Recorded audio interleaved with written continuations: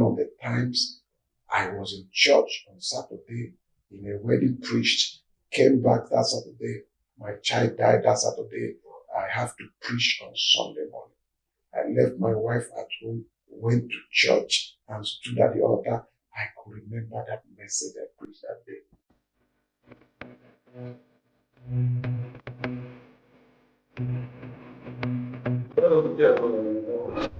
Me today is one of the pastors in the Christian Church of God, whose name resonates amongst many young people, especially Redeemites and student Christian movements, people who belong to the student Christian movement, known as the SCM.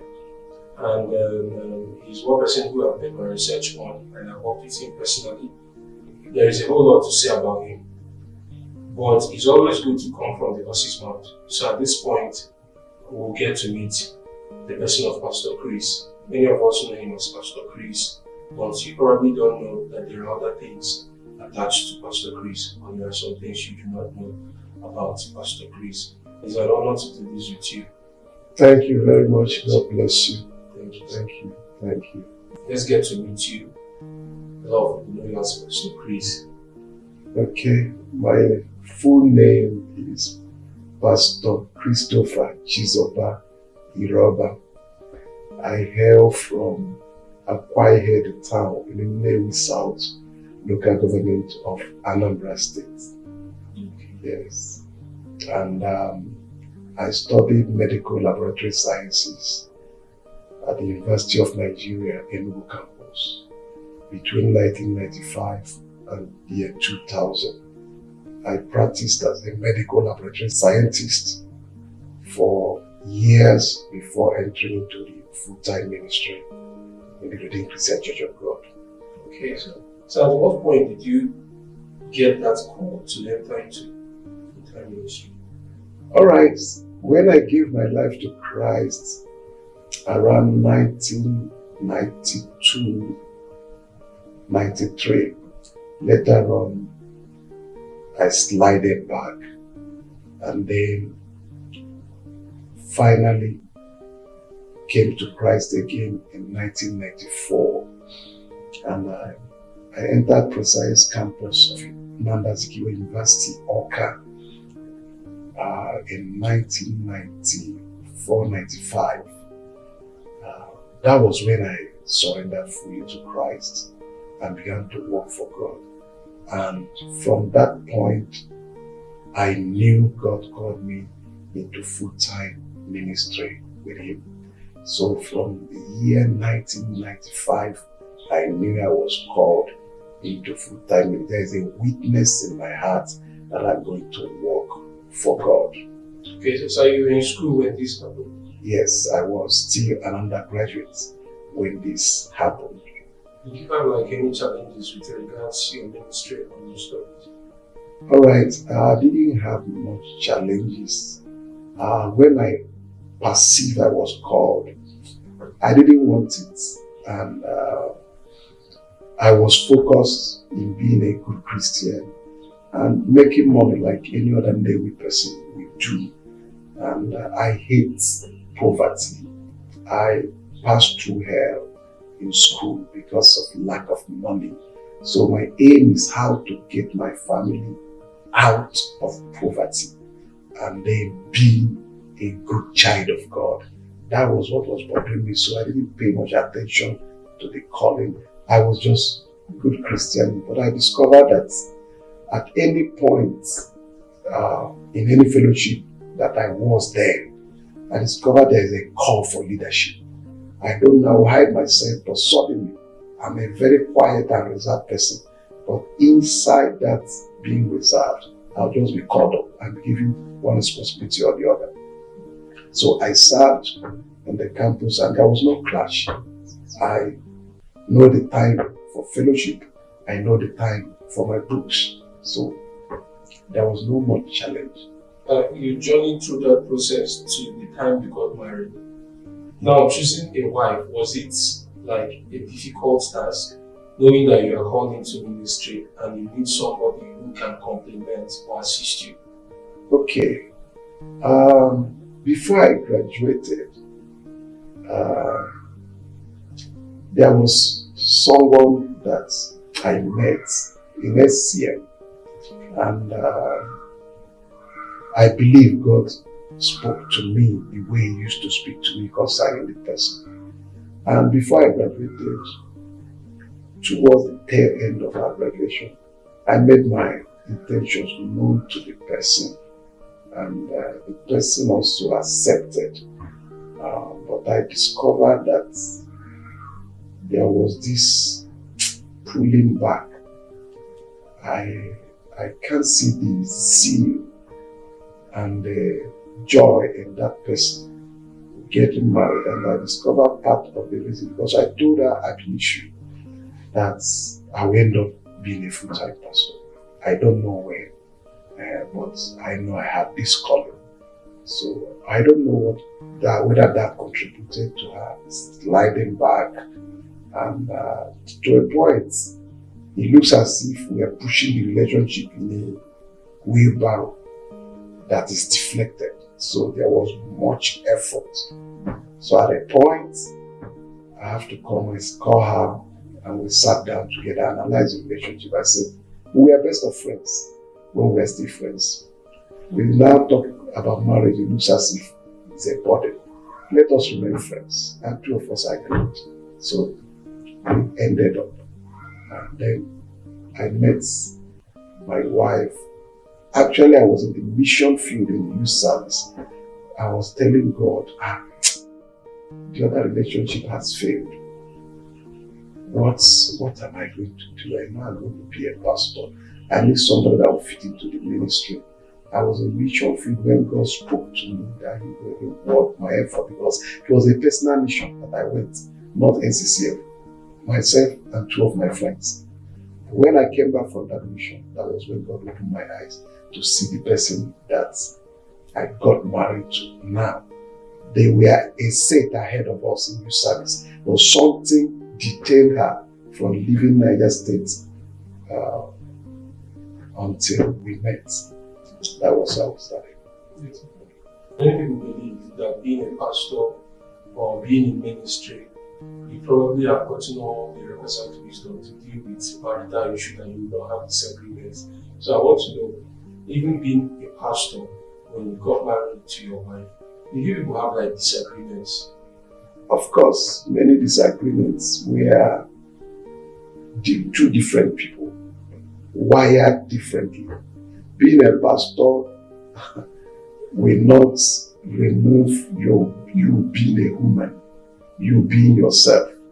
A pastor is just a title. You are a man wired differently, coming together with a lady wired differently. So there must be disagreements. I will see something like this, she'll be seeing it that way. So initially in the marriage, we were having lots of disagreements and quarrels. But with time, we began to learn ourselves, modeling ourselves through the Word of God and asking God for help. And then we were able to blend together, and then we are best of friends now. Okay, so I'd like to know how you're able to balance career, ministry, and family. Okay, it was really a very big challenge balancing career, ministry, and family. At a point, ministry was taking up almost everything, and family was suffering, work somehow was suffering, and I was still pulling myself back from answering calling to the full time, because I really wanted to make money. I don't want to depend on anybody. So it was by force God got me out of my job, because I was becoming unfaithful at work. And God woke me up one day and said, if I don't leave now, I will live in shame. I have to. I actually, after youth service, I begged God, but because He told me it's time, I begged Him to just give me 5 years to work. After 5 years, I will answer the call to the full-time ministry. Meanwhile, I've started pastoring already. So answered the call to pastoral, but not full time.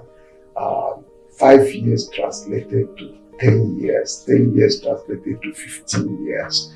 I worked for 15, 16 years. That 17th one was when I left. He has to force me out to leave. And he helped me. And I moved into full-time ministry. But balancing family ministry and career was a very difficult task, but God gave me a special grace. So there was no really time. So all my time in 24 hours is divided, and I dare not waste anyone.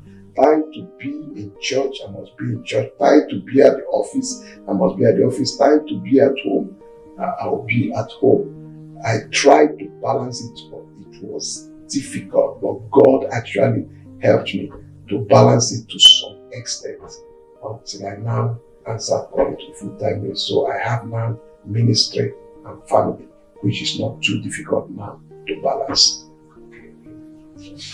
Going through this your process, were there things you expected coming into full-time ministry, but somehow the expectations were punctured by virtue of the things you saw or the things you experienced?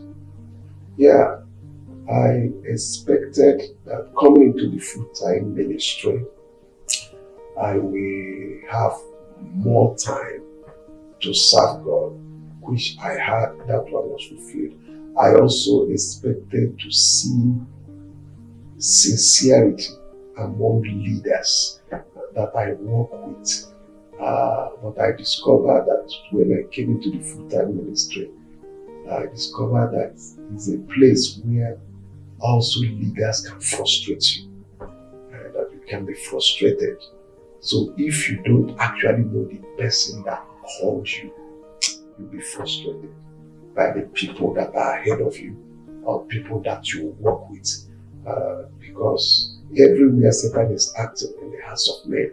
So I received a lot of discouragement from leaders, but God kept me. One thing that kept me is that the person that called me. The person that called me.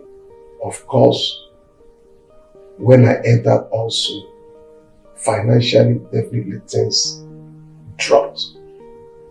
But I focused on the one that called me. God called me and asked me where I wanted my salary from, whether it's from the church or from him. And I told him I prefer himself. And so when you look at what you get from the church, it's nothing to write home about. But I kept reminding him, you are the one that my pay comes from. And from that point, everything changed. What I thought I lost working in secular office, I get it and get more than that when I put my focus on him as my employer. A lot of people who I have met, and they're like ministers, senior ministers, they've talked about the frustration of leaders. And then one thing that has stood you out, because sometimes we look at you and we think that you don't even get such things, is your calmness in those periods or in such times. How are you able to do that? How I handled that, basically God helping me and then maturity. I discovered that when you have handled people maturely, you can calm or silence them. I made up my mind not to worry with anybody. I have one slogan in Redeem which I communicate to anyone that comes in contact with me, that your leader is always right. So when it comes to argument, I am wrong, sir. You are the person that is right. I will never fight my leader, no matter how right I am. I will never fight my leader. You can't fight somebody above you. It's difficult to fight. And also in the system where we are, it's very difficult to fight. So I made up my mind, I'm going to please God. I made up my mind, when somebody is fighting me, I don't fight back. I follow peace with the person. I tell the person, you are right. Whatever that is the bone of contention, I leave it off. If it is what I'm entitled to, that you are sitting on, I will not even ask you about it. All the people that I work with, I don't know my entitlement. I keep telling them, I don't know my entitlement. My entitlement comes from God. So anyone you give to me, if you're supposed to give me 10 and you're giving me 2, I take it and I even appreciate you with all of my heart. So with that, we didn't have much issue. I've also heard and I've seen that you've helped a lot of people. And then you've helped maybe also in ministry. And you also like a school of prayer or something. And then I'd like to ask, have you ever been in one way or the other attacked by the people you helped? One or two persons, have you ever been attacked by somebody you helped? Yeah, many. It didn't start with me. David got a share of it. Jesus also witnessed that in his ministry. Yes, people that you've helped, people that you've supported, people that you carried along financially, emotionally, and otherwise, finally turned suddenly against you. It was a big test that will prompt or instigate or activate hatred. But I just refused to. At a point, my wife called me and said that she has learned a lot, because there are people that I suppose not to be talking to, but they still see me helping this person with every sincerity after the fight. So she has learned a lot.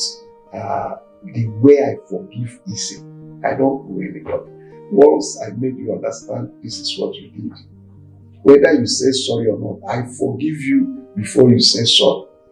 I have donated forgiveness before the offense. So it helped me a lot not to be too disappointed in people. I know people will disappoint you, but not to be too disappointed. I forgive before the offense comes. So it helped me a lot. A lot of people have wounded me, up against me when I had what somebody said, somebody I brought from nowhere. God made him to me and stabbing you at the back, working to get you down. It was troublesome from the trouble moment, but I went to the Lord and God vindicated me. And finally, the person has found out his fault today. He's best of the friends. Incidentally, I'm praying for the person right now for a particular challenge that he's going through. So those are the things that you see in life. The challenges you had helping people and then some of them turning back against you, did it make you maybe have like some kind of limits to some things you do? Did it make you to, put some things in place just not to have such thing coming in that same manner or in that same influence? Okay, I will say yes and I will say no. Yes, in the sense that you have to be wiser now in when you are helping people, so that you don't create loopholes for their attack. No, I can't stop helping people because I know I was helped by God. I was nowhere and God helped me. And God used people to also help me get to where I am. So, and I discovered that in helping people, I am fulfilled. My fulfillment and my joy comes when burdens are lifted off people through me. So, leaving it off is like ceasing to live, ceasing to exist. So, that is part of my life. And as much as it's in my hand or within me to do, I must do it. It's glaring, it's not hidden. When you see somebody who the hand of God is upon you, when you see somebody who is following a particular sequence and a pattern, you will also know. But once you know, you are somebody who has become consistent over time. Your prayer life, your study life, the message. I want to know, how have you been able to maintain that consistency? Maintaining consistency is purely the business of God, but we must partner with God to be consistent in life. I discovered that early in ministry, consistency is the game towards consistent growth. If you are consistent in anything, you grow in that thing. But when you are neither here nor there, there is nothing you will grow in. So I know that this is where I am called. This is where my blessing is. And I don't need to be up today and be down today. So that is what is helping me to be consistent. There is a goal I am pursuing. There is a height I'm pursuing, not position, but a height with God. So when you have a vision, that vision will help you to be consistent. But when you are pursuing nothing, you will always either wake up today, come down tomorrow, wake up today. But I am pursuing something and I'm getting closer to that thing. So I can't give up at any point until I reach my goal. So vision is one thing that has helped me. Vision to stand out in ministry. Vision to remain with God at all times. Vision to be valuable. Vision to be impactful in ministry every time. And so that has kept me. To do that, you must be consistent with God. If not, God will throw you off. Have you had sorrowful moments? You know, there are people who feel somebody has not had sorrowful moments, that's why they are just still progressing in ministry. Have you had like sorrowful moments that actually hit you bad? Yeah, I've had very sorrowful times and moments that almost made me to say, this thing we are doing, was it worth it? But I was encouraged. I encouraged myself in the Lord. One of the two sorrowful moments was the time I lost my two children at birth. And I was working for God. One of them, I came from altar, saw my wife deliver and the child died after a few hours. So it was very touching, sorrowful moment that almost made me to have a second thought. But I said, no, in good times, we serve God. In bad times, we must serve God. And there must be an experience that you need to communicate to people. If you're only preaching good about God, then it's not. Testimony is a product of test. So if you are never tested, you can have testimony. When you are tested and you overcome the test, you have testimony. So I had sorrowful moments. God helped me to come out of them, and that helped my ministry also. Because one of the times I was in church on Saturday, in a wedding preached, came back that Saturday, my child died that Saturday, I have to preach on Sunday morning. I left my wife at home, went to church and stood at the altar. I could remember that message I preached that day. Faithfulness of God in dark moments. It was one of my best messages that I preached. I preached with. In fact, after preaching and they later heard that I lost a child, people were what happened? And this man was jumping up and down like this on the altar. I was from my heart. I was not mourning anybody. I was encouraging the people during that time. I can't forget that message. It was one of my best messages. And after that, Satan left completely because he wanted to keep me down with those moments. But he didn't succeed. Say he wants to talk to your younger son. What would be your advice to younger people who are calling on into ministry in life, considering the generation we are in? Okay. My advice to or counsel to young people is that number one, life is not as easy as we think. Ministry is not as easy as we think.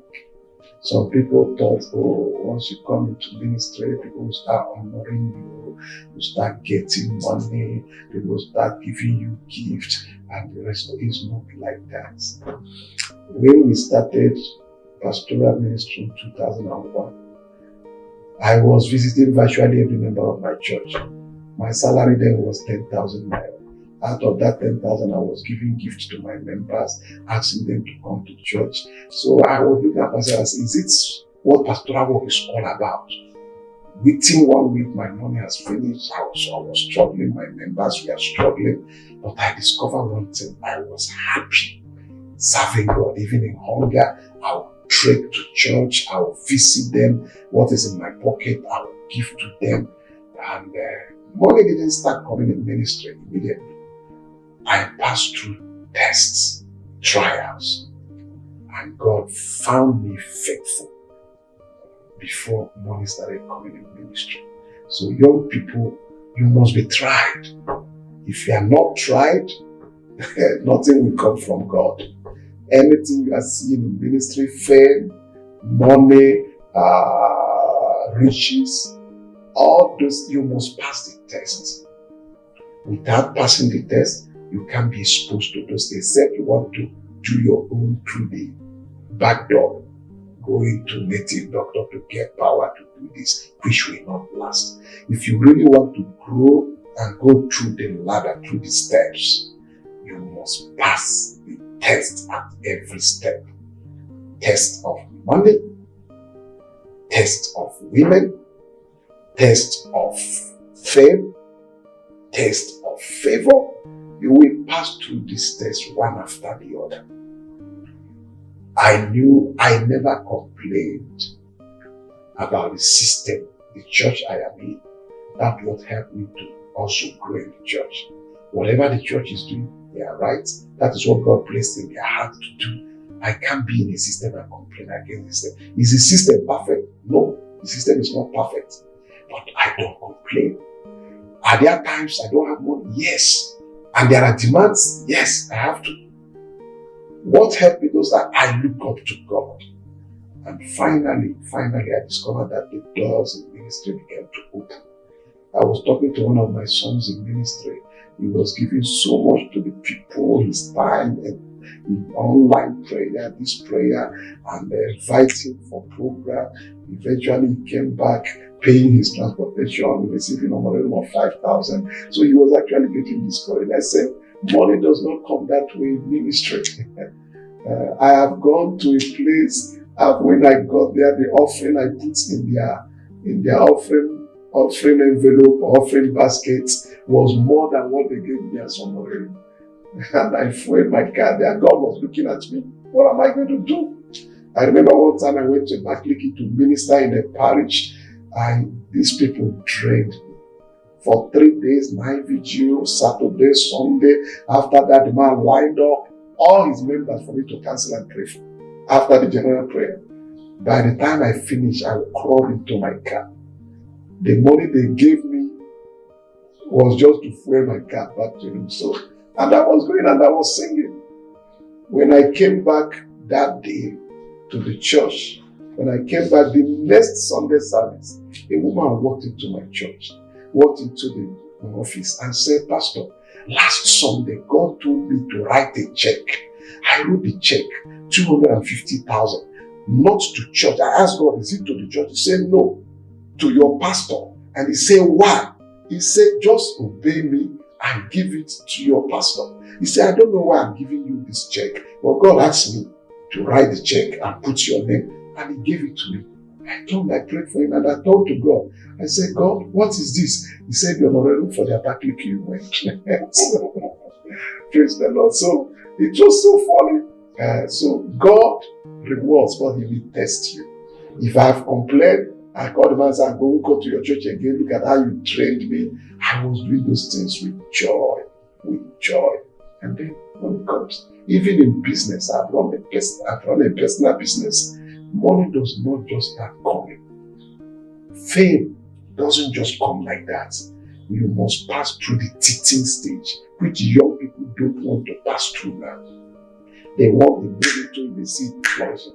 That you started something and it is not moving is not a confirmation that is not the will of God. In fact, it's a confirmation that it is the will of God. Because anything that has a future, Satan will fight it. When you start ministry and you are receiving attack and discouragement, it means you have a future in ministry. We had the same thing. We overcame, and then right now we've not got to where we are going to. But God has helped us thus far. We can say like Samuel, hitherto, God has helped us, Ebenezer. Those programs entail growth. Okay, that is church programs. Yes. Okay, in church programs don't automatically give rise to growth, but programs are instruments to growth. And but one thing some people are missing about program is that every program must be generated by God. God is the one that approves every program. If you run program because others are running program, you run into problems. Your expectations will be dashed to the floor. I remember when I started Morning of Glory, a man started Morning of Glory in my youth service, and he was doing well. Before I finished my youth service, the pastor died in a motor accident. And then I was mourning the pastor because he was so close. And one of the instructions God gave me is that you have to take up this vision. And so that was how Morning of Glory started. And I was the first person in Enugu that started morning program. Before Winners Chapel, other churches began to. I was the first in 2004 that's ever opened people's eyes to starting the first day of the month with a program in the morning. At that time, we do it 7 to 8. People will not go to work by 8. We are holding about 300 people down in a program. And people are saying, what type of program is this? And with that, some people started. And one of our pastors saw it and then went to his place and started it. And the program could not generate anything for him. People are not turning up much. You take transport to the church, the program will not even pay the transport back. So he came to me and started complaining, what type of program is this? It's nothing. Because I told him, Morning of Glory, it's not geared towards getting money. But I discovered after having Morning of Glory in the church where we can pay our church staff, we can pay the rent. We don't talk about money, but we were pastoring students. But I could remember as far back as 2004 that in Morning of Glory 1 hour program, a normal of people get to. We may have 50,000, 60,000 students as of there. So we could do anything we could do with money. But the person was expecting such miracle. But God did not ask him to start the program. So he didn't get much results. So programs, when it comes from God, can help the church to grow. When it didn't come from God, it may not have much. Instead, it will even take people away, because as you invite guest ministers, they come with guest members and go with guest members and even part of your members. So that is what I have to say about programs. Have you ever gone to a place where you notice that the presence of God is not around them? Of course, many. But the only thing that helps me is that any altar I'm going to, any place I'm going to preach, when I get there, I take over. Through the Spirit of God, I prepare myself for the program. When I get there, I worship and make sure I can't minister until I feel the presence of God. So even if the presence of God is not there, there are places that I went and I kept worshiping God in songs for almost 30 minutes until I felt the hand of God. The church just organized the program. They were not ready for it. But finally, God used that program to cause great revival in that church. So I get ready as a man of God. I don't depend on the altar I'm going to. I don't know the person. I may not know much about it. But I get ready to bless people. That's what helped me as a pastor. But if you are depending on the people, they may not be ready. They may just be having program because they saw it on television and they want to have their own also. And so that's how I overcome. So I rounding up, can you elaborate with regards to your advice to young people on the role of mentorship in growing ministry? Okay. I want to conclude by telling all the young people listening to you that you can't go far without a mentor. You cannot go far. You must have a root where you grow from, or else Satan can cut you off. You may have gifts. Gift is different from wisdom, and wisdom you get it from mentors. But gift, you can be gifted and you can be flowing, but Satan can easily come and with one thing or the other cut you completely off and you die before your time. So get yourself attached. Anywhere you are going to in life and ministry, there's someone that has succeeded there. So look for people that have succeeded and attach your life to them. Do whatever they want you to do. They may not give you all the attention. You have to seek their attention and get their attention. So don't say that this man will not give me attention. You are the one that needs him. The man does not need you. So you look for him and get his attention. Everything you have to do, service, whatever, to get his attention, get his attention. And once you have such people around you, you will not make mistakes. You will not be discouraged. You have somebody praying for you and you will grow. You can be assessed. You can you submit to be corrected at any point so that you become somebody of importance, somebody who is strong in life and in ministry. So I advise, make sure you grow under a mentor.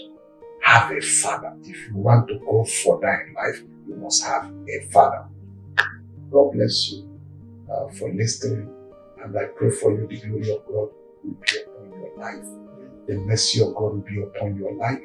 Anywhere you are listening to us from, God will locate you there and give you the desires of your heart. You will not end small in life. You will not end small in ministry. Your expectations will not be cut short. The mercy of God will abide with you. Thank you, Father. In Jesus' mighty name we pray.